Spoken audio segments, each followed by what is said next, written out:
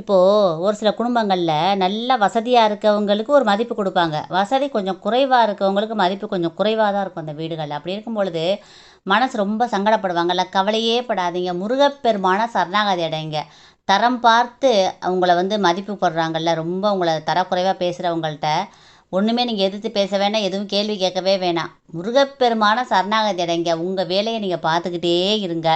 உங்கள மதிப்பு குறைவுன்னு சொன்னவங்களுக்கு முன்னாடி அவங்களுக்கு தரத்துக்கு மேலே ஒரு படி உயர்த்து காமிப்பார் முருகப்பெருமான்.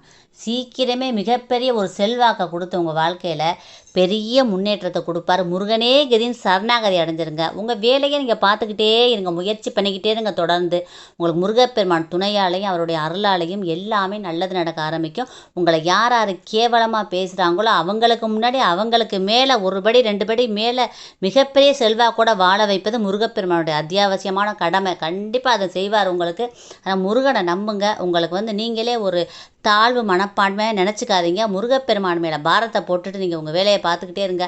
விரைவில் உங்கள் குடும்பம் நல்ல விதமாக முன்னேறும். செல்வச் செழிப்போட சூப்பராக மாறிடுவீங்க. இந்த பதிவை எல்லாருக்கும் ஷேர் பண்ணுங்கள், கமெண்ட் பண்ணுங்கள். எல்லாருமே நல்லா இருக்கணும் ஃப்ரெண்ட்ஸ். Thank you friends. வாழ்க வளமுடன். தேங்க்யூ.